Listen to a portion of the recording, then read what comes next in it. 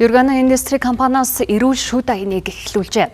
Тодорхойлбол Монгол орны бүс нутаг бүрийн хөрс усны бүтэц онцлогт тохирсон шүдний ог хэрэглэснээр иргэдийн 95% тархаад байгаа шүдний цоор хөвчлөлийг 50% хүртэл бууруулж урьдчилан сэргийлэх боломж бүрдэнэ гэж үзэж байна.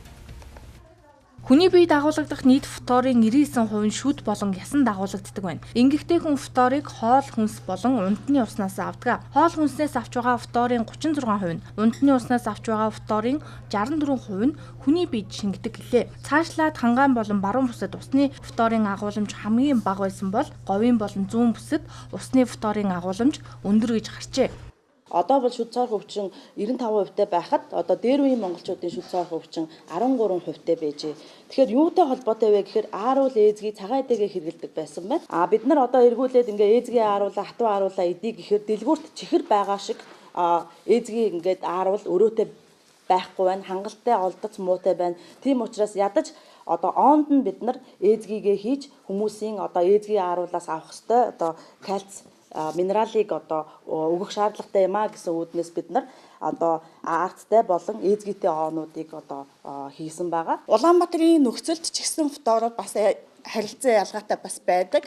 Тэгэхдээ энэ бүхэндээ зориулсан бидний шүдний оог бас хэрэглэх ёстой. Тэгээд гол нь шүдний соож маань бас зөв соож байх ёстой. Устай холбоогүй юм гэж юу ч байх. Тэгэхээр бүгдээрээ хамгийн энгийн зүйлээс эхлэе. Шүдээ угаах тухайн асуудлаас эхлэе.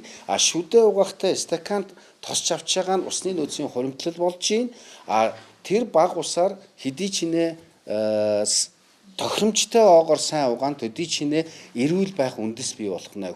Монгол Улсын засгийн газраас нийслэлийн ерөнхий боловсролын сургуулийн 6-аас 7 настай 40 мянган хүүхдэд шүд амны хөндийн урьдчилан сэргийлэх үйлчлэг хийхэд 90% нь шүдний өвчлөлттэй гэсэн дүн гарсан. Тэгвэл Монгол хүний онцлог газар зүйн байршилд тохирсон оог хэрэглэснээр шүд цоорох өвчлөлийг бууруулах, мөн урьдчилан сэргийлэх боломжтой гэлээ. Манай Монгол орн бол маш олон зуун